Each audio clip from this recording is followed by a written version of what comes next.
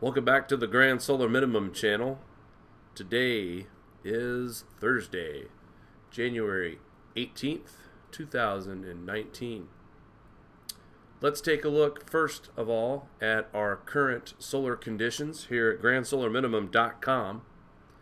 Take a look at our solar wind speeds right around 474.8 with right now the KP indice sitting at 2. Also, want to point out that it has been very quiet on our sun today. Nothing to report as far as proton flux, solar X-ray. Taking a look at the reverse side, there's our huge coronal hole, which I'll show to you here in a minute, in the SDO. We have two areas of interest here as we watch the sun rotate around. Here's the backside coming around the eastern limb. We have that rather large area, and then of course the one directly behind us at the 180 area, negative 180 I should say.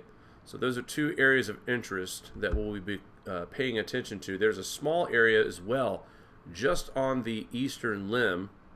Taking a look at our sun, well, 0 sunspots, and that's day number 10 now with 0 sunspots on our sun in 2019.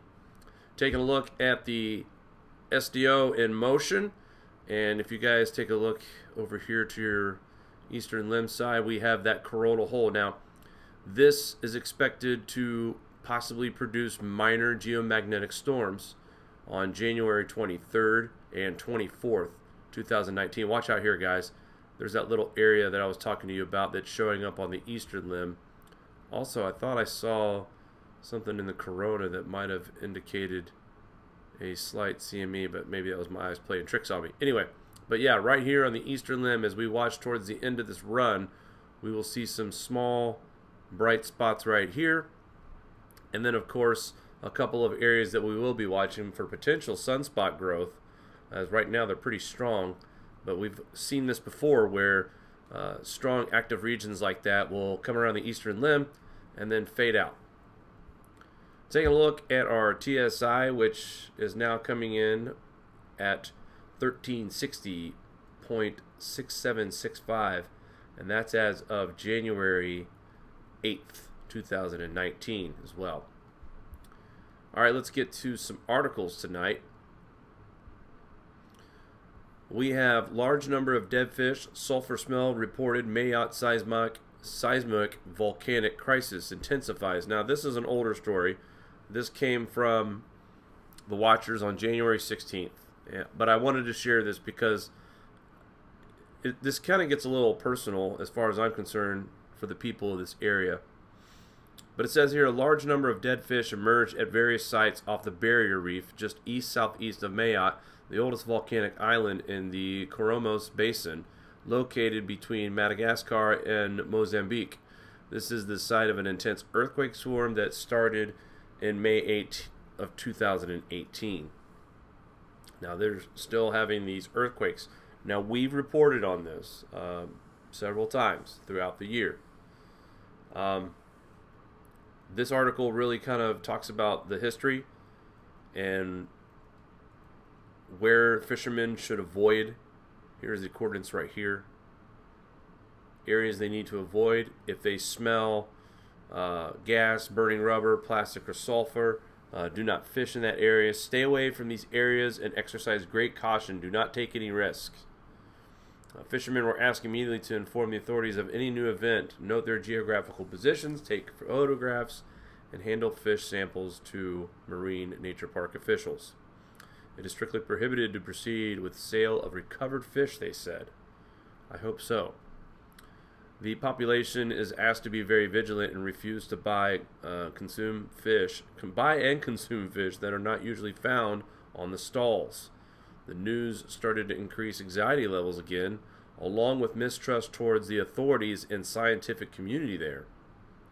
The citizens are craving to understand what's going on. Remember, guys, this started in May of 2018. They're talking about this. The swarm started on the 10th of May, increased around 1200 UTC with magnitudes close to 3.0. Magnitudes further increased to 3.5 and 3.7 by 1640 UTC. Goes on talking about the population was rocked with a 4.5 on May 10th at 23:19 UTC time. The abnormal earthquake swarm continued for the next 2 months, creating anxiety and stress among the locals, forcing authorities to open up psychological support on June 12th. No injuries, no serious injuries, no fatalities yet at this time. But the one thing that kind of popped out to me is the resident that told the paper he left his home because of meter-long cracks in the walls, along with his 80-year-old mother, who had become agitated by the hundreds and hundreds of quake that are strong enough to be felt. Interesting part here is we have people still sleeping in the street because they're unsure if the shaking would become worse and potentially collapse their homes and trap them inside.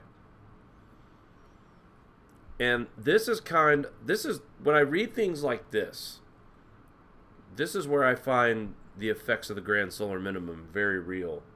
And again, this is not to scare anybody. This is to make people aware that there are areas out here that are in direct contact of these volcano swarms, these earthquake swarms. And I think here on the broadcast here over the last several weeks, we've increased the number of stories on earthquakes of 6.0 magnitude and higher. We've increased headlines on volcano activities.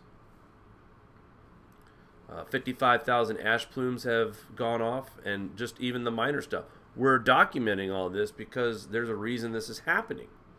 And if you guys haven't read the book Upheaval by John L. Casey, please do. Because in his book, he talks about that we are to expect a major VEI 7 eruption or higher between now and 2037. So these volcanoes, these earthquakes, all this stuff is happening, has been written about by many authors and many researchers of the community, especially Mr. John Casey. I'll leave the link in the description. By the way, the links are not in the description as of yet. After the live show, I will go ahead and add those. I do apologize for the delay for the links. Moving into news from yesterday, January 17th. Wait. Friday is January 18th. I've been saying the wrong date because I'm looking at UTC time, so I apologize, folks. Good Lord. So this is January 17th. A little confused there, guys. Sorry about that. Mount Shindake erupts. Large pyroclastic flow produced Japan. On January 17th, 2019, it erupted at 0:19 UTC time, ejecting ash up to 19,000 feet above sea level. The volcano is sporadically erupting since October of 2018. The alert level remains at 3, however. The eruption rattled buildings and produced pyroclastic flows that traveled about 1.5 kilometers or 0.92 miles to the southwest and northwest of the crater. There are no reports of damage or injuries, and the flow did not reach any communities or the coast. There have been eruptions since last year, but we went and we sent an alert out for this latest eruption as it will have wider impact, said the JMA's Volcano Activity Division. The agency maintains level 3 warning, which means a ban on entering the volcano area. The danger zone is 1.2 miles from the Shindake crater. And again, excellent collection of information here from the watchers, as always. I'll leave the link in the description. There's more footage of this volcanic eruption. Again, 19,000 feet. There's a better idea of where this ash plume went. So we've reported on ash plume 29,000 feet, 45,000 feet, a couple of over the 50,000 feet mark. This is the view from a plane.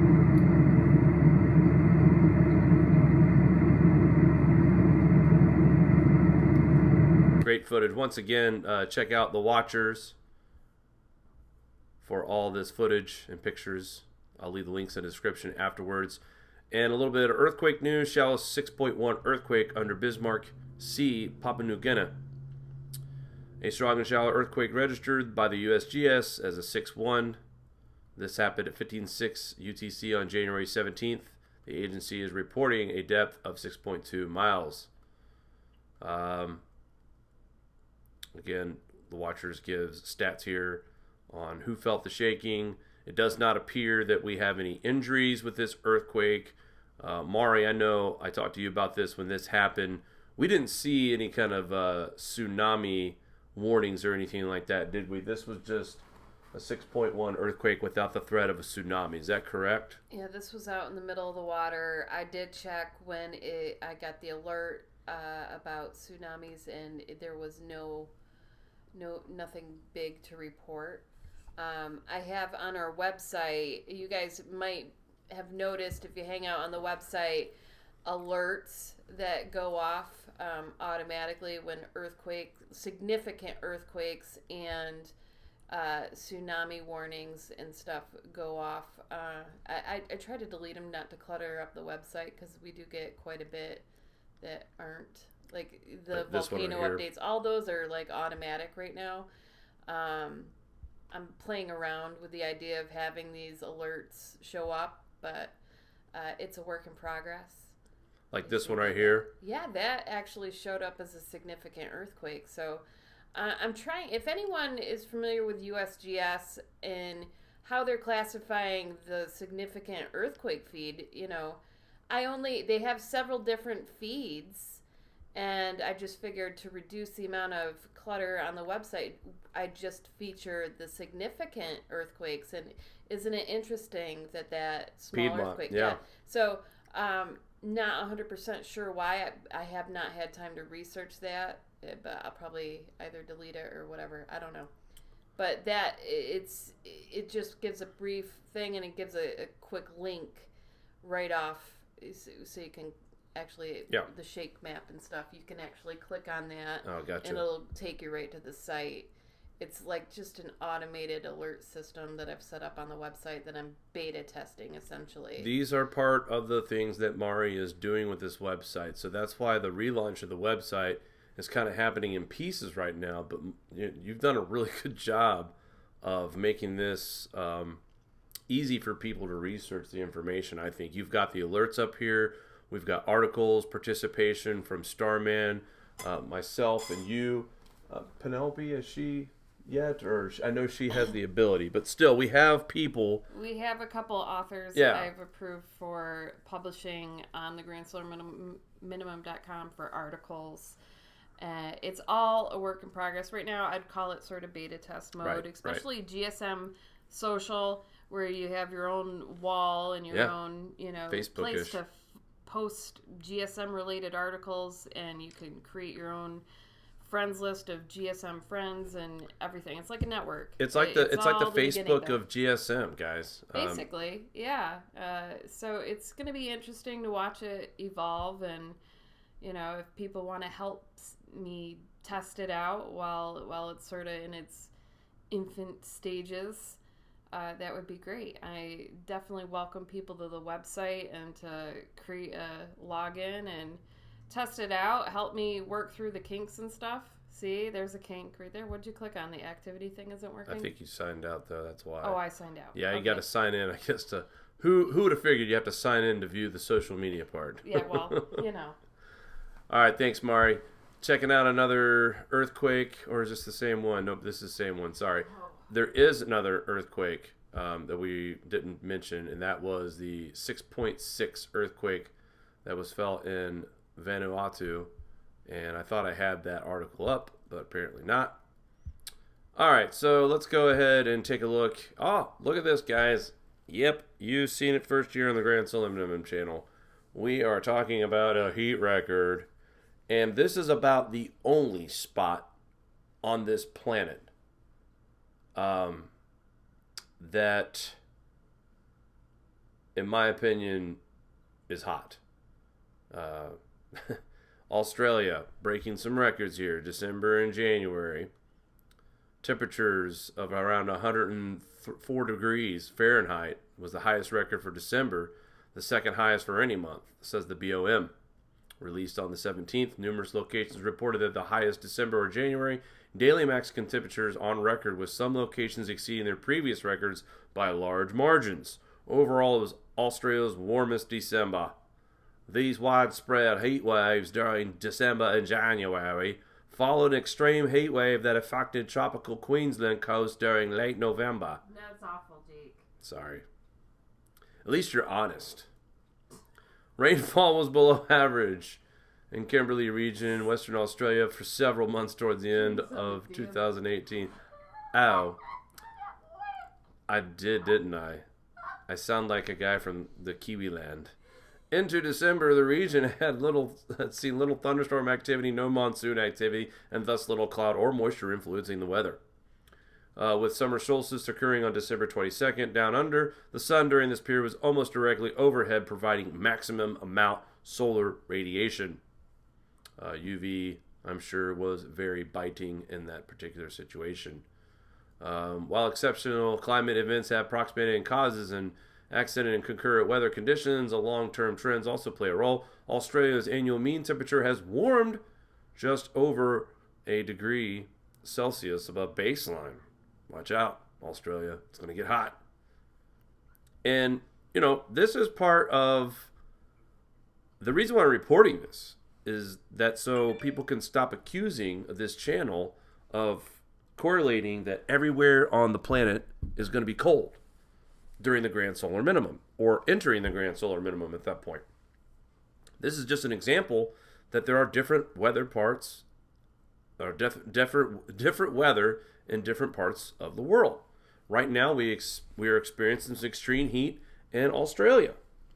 And that's not to say that the rest of the world is experiencing that, because I'll get into more of that here just in a little bit. But we'll leave the link in the description. It gives a breakdown of the records that were set, the hottest in January.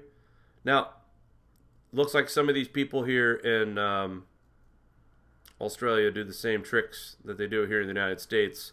Here's one record that came in on Christmas, December 12th at an airport. Right. Record warmth recorded at the airport near the tarmac and the black... you get the point.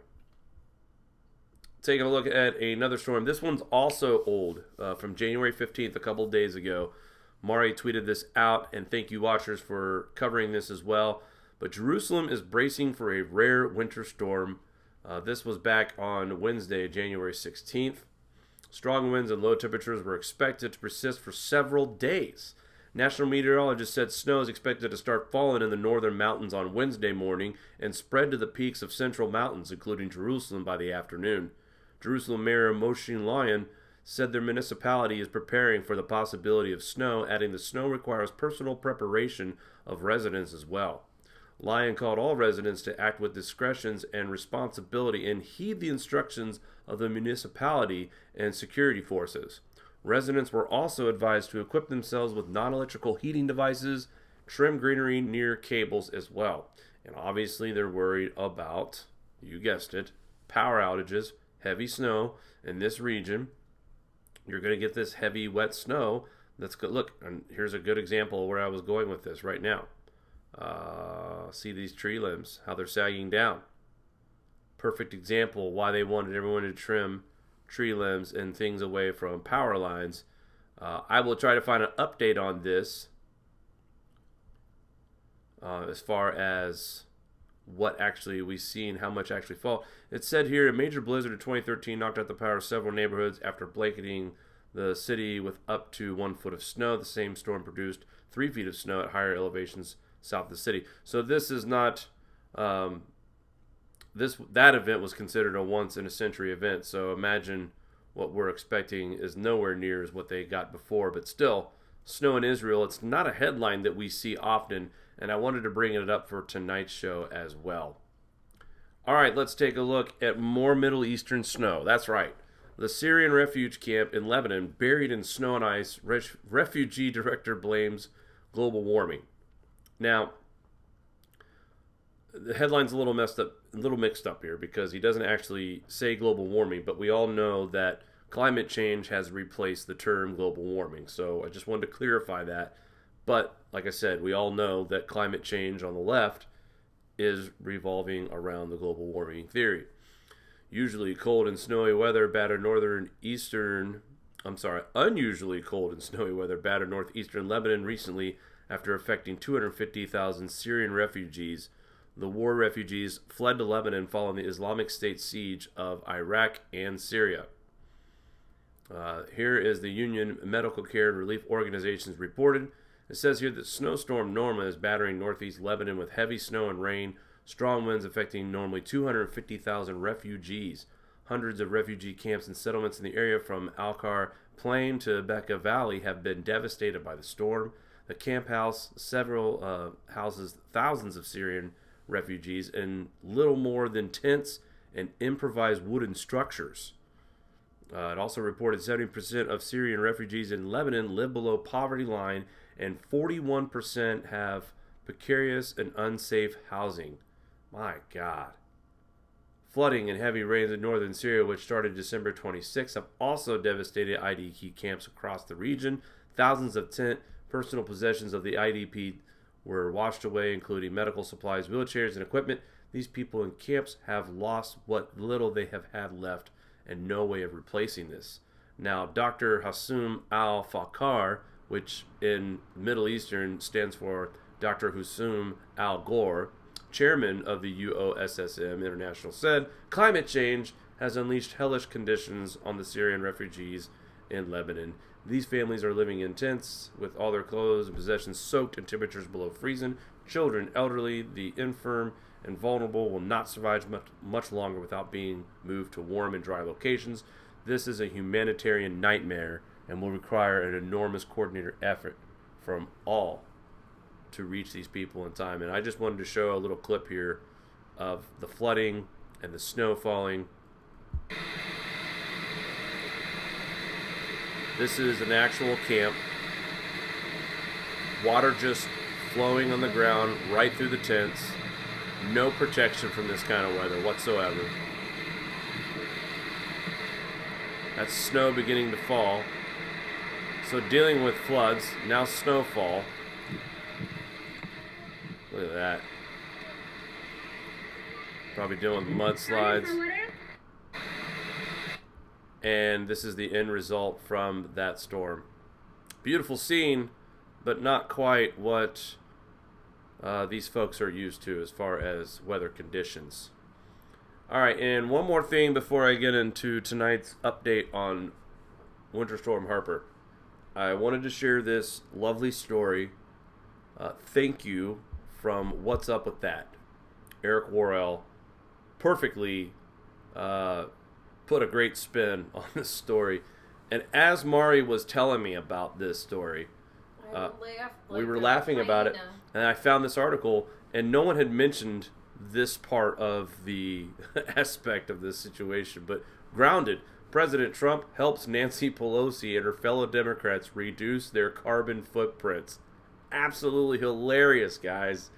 I mean, Trump, you can't say he didn't help and fight climate change. This is his proof he helped. He stopped him from, putting all that carbon in the atmosphere from the buses and the planes.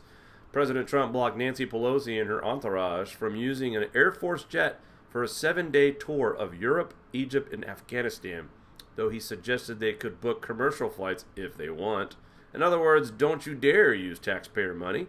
But on the other side of this, Dear Madam Speaker, writes Mr. Trump, due to the shutdown, I'm sorry to inform you that your trip to Brussels, Egypt, Afghanistan has been postponed.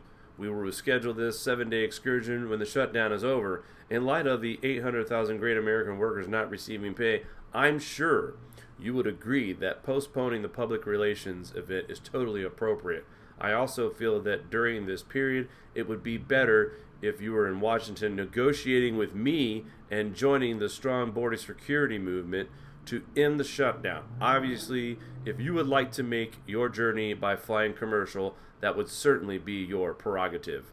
I look forward to seeing you soon, and even more forward to watching our open and dangerous southern border finally receive the attention, funding, and security it so desperately deserves. Sincerely, Mr. Trump. Guys, I want to show you how salty these folks were. This is some of these Democratic politicians. They actually turned the bus around as they were driving him to the tarmac to fly out in a military jet. Mr. Trump waited till the last minute, but hey, he is just trying to help out with this whole, carbon emissions. He's doing his part, folks. This is why we were down 2.7% in carbon emissions. He stopped these evil Democrats from jumping on their giant military planes and big buses, putting all that carbon. But look at the saltiness. This is great. Look at the saltiness. Guy with a coat. So salty. So salty. They wanted nothing to do with the media. Brutal. This president means business, folks, and he's not going to take it. He's fighting climate change because everybody's saying he's not. Well, here's proof that he's doing it. Right? Okay. So there's your humor for the night. Now let's get to the meat of the show, which is we have a winter storm named Harper. This one properly deserves a name because you're going to see headlines in the next couple days. Harper's Havoc, all that stuff. This one is going to be a big one. For the second week in a row, a major snowstorm will hammer parts of the Midwest and the East. Heavy snow expected Friday into Saturday in the Plains, Midwest. Whiteout conditions are possible in parts of the Plains, with the heaviest snow is likely in parts of the Northeast this weekend. That is where Mari and I are located. Winter storm watches have already been issued in the Plains and the Northeast. Go ahead and show you guys that on NOAA. And you can see that a good portion of the Midwest and East and Northeast are under either winter storm warnings, winter weather advisories, or winter storm watches at this point. Let's get back into the details here. Winter storm Harper is already pummeling parts of west with heavy snow and its spread of snow, of ice, and wind into the Plains, Midwest, Northeast into this weekend. Mari also did a video today that covered what happened in California. This storm, guys, started out here on the West Coast. Yes, this is the same storm system that we are getting in the Northeast that started in California with all the heavy rain, all the snow in the Sierras. I invite everyone to take a look at that video that Mari put out today. Winter storm watches and warnings and winter weather advisories have been posted by the National Weather Service from northern and central plains eastward through the southern Great Lakes and into the Northeast. Cities include the winter storm watches include Chicago, Milwaukee, Boston, Hartford, Providence, Pittsburgh, Albany, Buffalo, Cleveland, and Des Moines. Lord. General locations in the winter storm warnings can expect the worst conditions from this storm from Friday into the weekend. Winter weather advisories and warnings are also posted through the Mountain West, which will feel the effects of Harper on Thursday. Additional watches and warnings advisories will be issued in the days ahead. Winter storm Harper gets east of the Rockies. It will ramp up Friday into Saturday to the Plains and Midwest. The system will generally travel from Oklahoma northeastward into the Ohio Valley and then to the Northeast. You got that? It'll travel from Oklahoma northeastward into the Ohio Valley and then into the Northeast. Thank you, Weather Channel, for that accurate description. Starts here, comes here, goes there, out here. All right. So they got some timing here, guys. First of all, here's where it is Thursday evening. No lie. That's how quick it's going to be here. Now, one of the reasons why this storm is moving so fast is that the system that brought this in was 150-mile-an-hour winds in this jet stream. That's a very fast jet stream that was coming in from the Pacific. So this storm really is booking it, and it's causing a lot of damage. And I'm thankful that this storm is not going to lull out on us.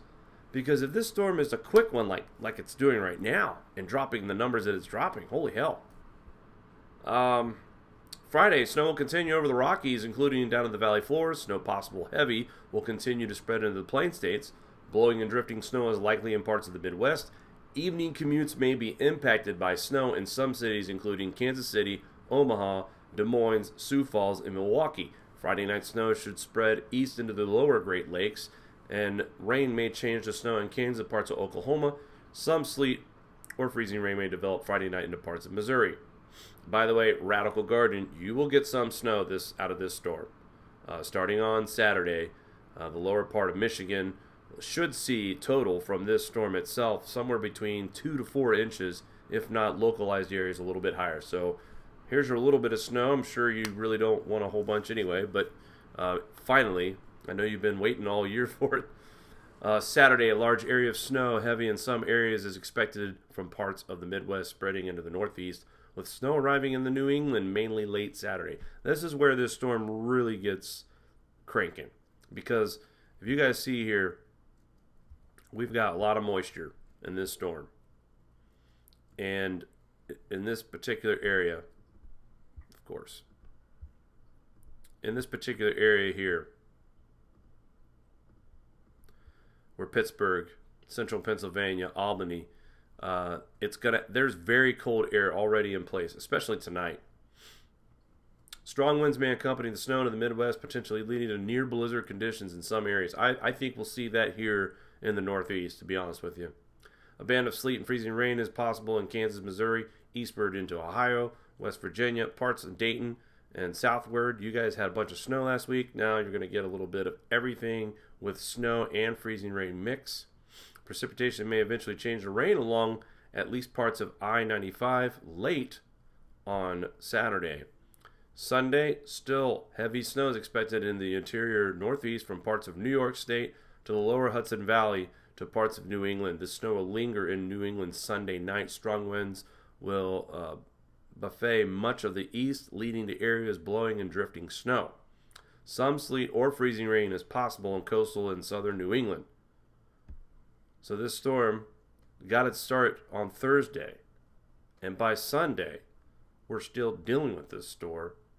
But I'm just amazed at how quick it travels across the country, dumping inches of snow, and no one's even talking about the South right now. It's just normal, moderate rain, but again, the South has seen its share of rain. This is probably the first significant amount of rain since the last winter storm.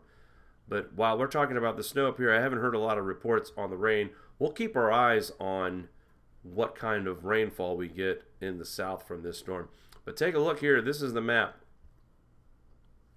We are seeing parts of Maine, northeast Maine, I should say, 2 to 3 feet of snow. Upstate New York, you're expecting 18 to 24 inches with localized areas just south of Albany, possibly seeing that 2 to 3 foot snow as well. Cleveland, Ohio, looking at about 5 to 8. I-70 and north, Columbus, north of I-70, you're looking at 3 to 5 to 5 to 8 inches. Dayton, southward, looking at 3 to 5 inches. And 1 to 3 from Middletown, Ohio area all the way to Cincinnati, Kentucky border. Indianapolis, you're going to be in that swath of the 5 to 8, possibly 10 inches. So we see how much snow we're looking at, guys. The fact that we're talking about 3 feet in some areas too is incredible. But this is definitely the biggest storm that we have, and it's not going to be the last. And I'll get to that here just in a second. Take a look at the areas that are looking at ice. Upstate New York was in that pink shade. They have taken that out, so thankfully Mari and I do not have to deal with ice, but it's still going to be just south of us near Albany. These darker pink areas are chances of power outages. A very unique spot here in Pennsylvania and West Virginia as well, where there's a high probability. Also Columbus, Dayton, Springfield, Middletown, Richmond, Indiana. Guys, watch out. A good chance of power going out as well from ice and the snow and just everything else that's happening with the high winds. This is definitely going to feel like winter. No doubt about it. Let's take a look at this, because we're also dealing with a precursor as well. And when I say precursor storm, before we get going into this major winter storm, this is tonight into Friday into parts of northeastern Ohio into the northeast. DC as well. Already you guys have had snow from the last snowstorm, but as we get into Saturday morning, we start to see Harper making its way. Look at this. This is by 7 p.m. I'm going to pause it when we get to 7 p.m. on Saturday. So this storm started early today, has moved its way all the way across the country, and by Saturday morning, we will start to see parts of western New York inundated with heavy snow, western Pennsylvania, Erie, Cleveland, Ohio, Columbus, Ohio, Dayton, Ohio. This purple and blue is heavy snow right here, guys. So this is 7 p.m. on Saturday. And we have another 24 hours of snow from western PA all the way through the Northeast. And we've already gotten that much according to this schedule here. This is what we're looking to fall up until this point on Saturday at 7 p.m. Those numbers will climb. And now I understand why they backed the totals off here in the Northeast, because they think the snow is going to arrive a little bit quicker than what they originally thought. They've been calling for the snow to start up here where we are around later in the evening on Saturday, but I think they're thinking now is going to be mid-afternoon, and by 6, 7 o'clock we could have a couple of inches already on the ground, but still looking for over a foot of snow overnight, and then following Sunday closing out this snowstorm up here somewhere in the 3 to 5 range, still giving us a range of 16 to 21 inches, which somebody said something on Twitter a couple days ago, I'm not sure, but anyway. Taking a look at the extended forecast. So here we go, guys. We got the snow coming in the precursor in the Northeast. Then we got this big low pressure system that was from the Pacific entering into the Midwest, the Ohio Valley by tomorrow, early Saturday.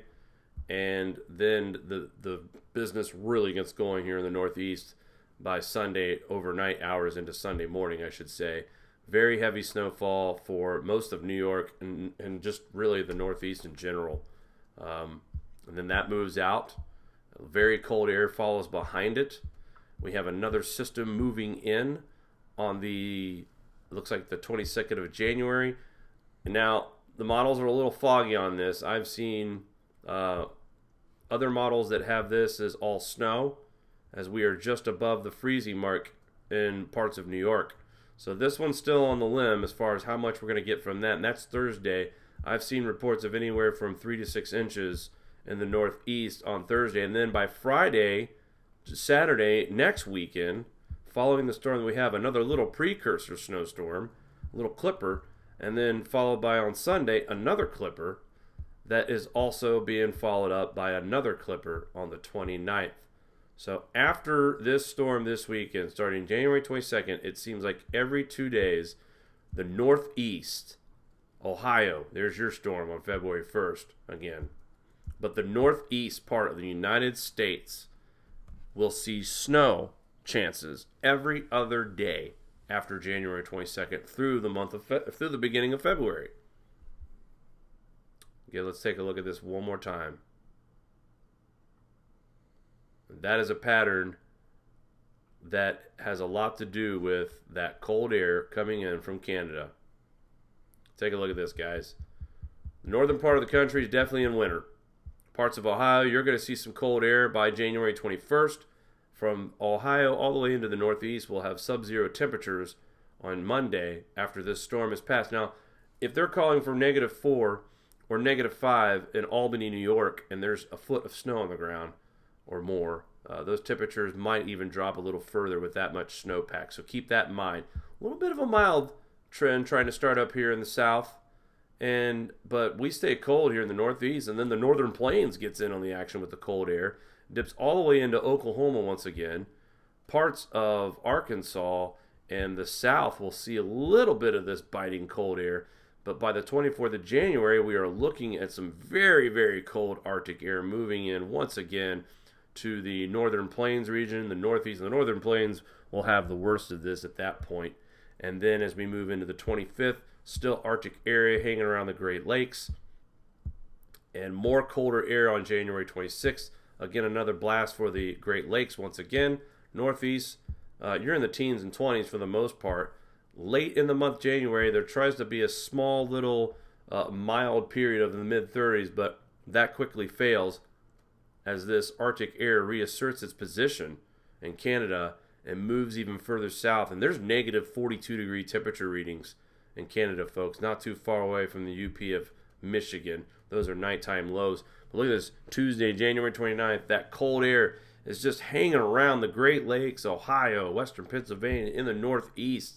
Again, trying to level out by the 29th and the 30th, but not much success as January 31st. Again, we are looking at sub-zero factor temperatures here for the Great Lakes, Ohio, western PA, New York, and the northeast.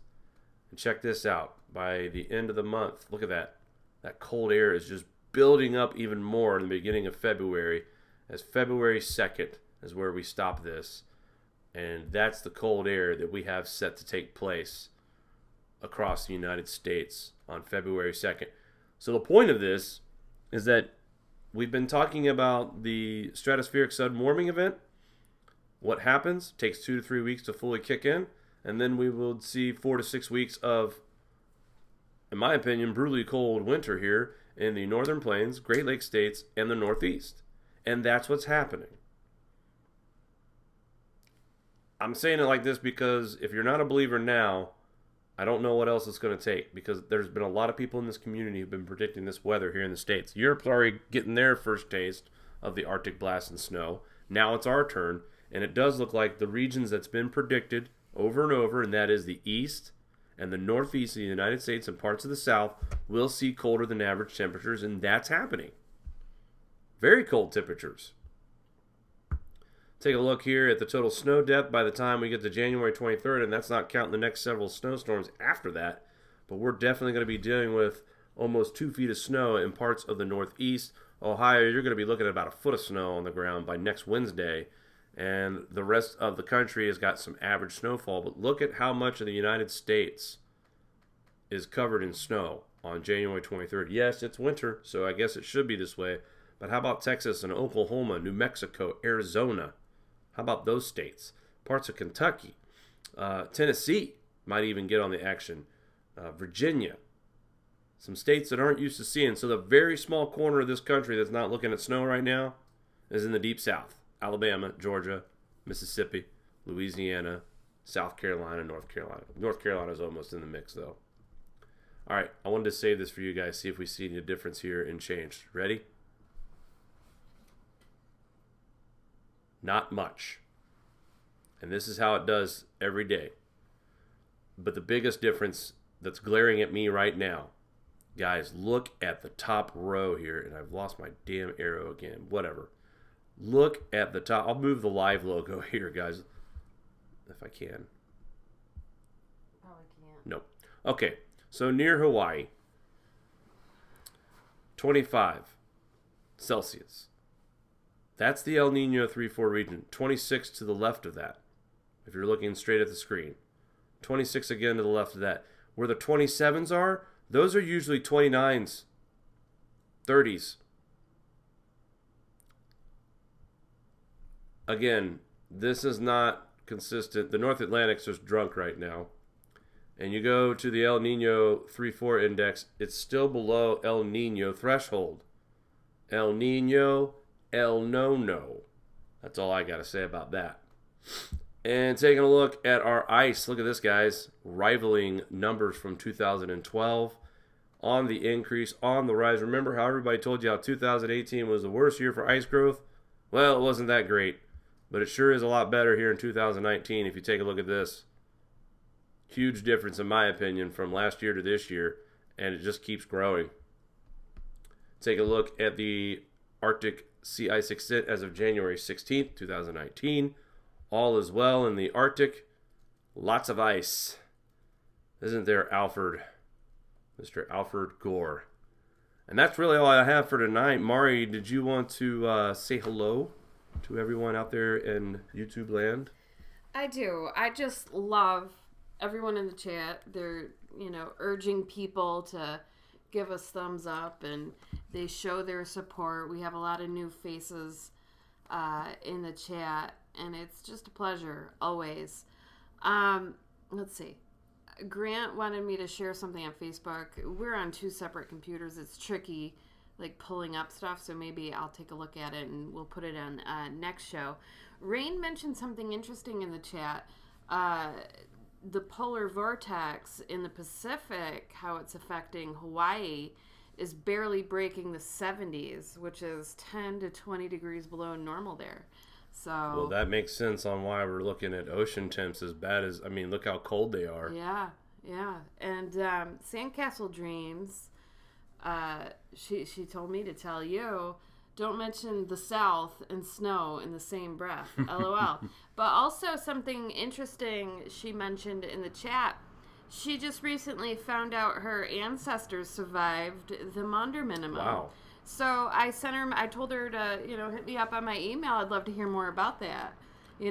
That's fascinating, digging through your family history and seeing what they've overcome. That her family survived the Maunder minimum. So definitely gives everyone hope. There's a lot of people that this topic is scary, and there's a lot of unknowns, and we always sort of preach here at the Grand Solar Minimum, it's not about being scared of what's happening. We're just watching it unfold and being the most prepared as possible. Really, nothing to be scared about. Well, and there's a couple factors that do play into that, though. First of all, Sandcastle Dreams, your ancestors were much, much stronger people than I'd say the majority of what we're... I think as a generation, we're spoiled compared to what people had to go through in the 1600s. So definitely my hats go off to your ancestors for surviving this Maunder minimum. And with that being said, so we know that we're capable of surviving and adapting. That doesn't mean we still didn't lose a lot of people. That doesn't mean we still didn't lose a lot of food. But the biggest concern, too, with this particular minimum is the way of life back in the 1600s, how people ate food, hunted for food, gathered food, stored food, is totally different from what it is now. And so many people are reliant on electricity and the grid. And what happens if the power goes out, especially during these winter storms? Do you have a backup plan? Do you have a generator? Some of you do, some of you don't. And that's the concerns that I have. If something happens during the Grand Solar Minimum where we see some kind of a power grid issue because of a CME or a massive solar storm, who knows? Are you going to be prepared to adapt to your way of life? And I think that's what a lot of people are just cautioning about the future, is that it's not out of the question to see things kind of go back in time because of solar events. But also at the same time, it's reassuring to know with less technology and less experience with this, that there were people that did survive. So that's why channels like this is a good idea for you to watch. Pay attention to the weather. Pay attention to earthquakes, volcanoes, and the sun, cosmic rays. Keep an eye and a pulse on the world climate. Again, it's going to be hot in some places. It's going to be really cold in others. It's going to be a lot of rain in some places. It's going to be droughts in others. Grand Solar Minimum is still regional.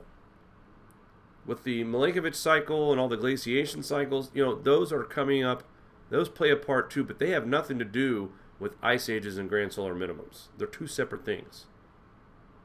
We will see a colder climate in the Grand Solar Minimum, on top of all these other cycles that are coming to fruition, which signal if we are in a deep ice age, or deep mini, or Grand Solar Minimum, I should say, indications that it could run into the beginning of a glaciation period. But I am pretty sure, I think anyway, I'm 80% sure that the majority of us will not see that in our lifetimes, possibly not even in our children's lifetime. So I hope I'm right. I hope I'm right as far as that goes. But I know some of you out there might disagree and think that we might be a little bit colder and under ice quicker than I'm saying. And, all I can say to that is I hope you're wrong, honestly, because I don't think a lot of people are ready yet. We're getting there. People are getting awake and aware and starting to think for themselves instead of buying that, regurgitated garbage that the media is spreading. So with all that, I have to leave tonight. Thanks everyone who tuned in tonight. Again, Trump did his part and fought climate change for once. We hope you liked the show tonight.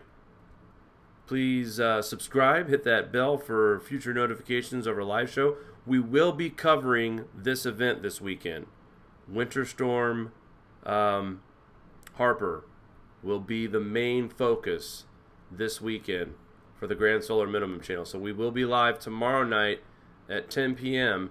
And then Saturday and Sunday, the times will probably adjusted depending on what's going on. We're also going to try to bring you live footage of the snow as it comes down. And, some of us expect we'll see rates of snowfall an inch per hour or more. So stay tuned to that, folks. With that being said, please stay safe this weekend, guys. Do not go out and get footage unless it's absolutely safe to be outside and you're wearing the proper attire: gloves, hats, scarves, snow boots, jackets. You know the drill. All right, guys, we will talk soon. We'll see you real soon.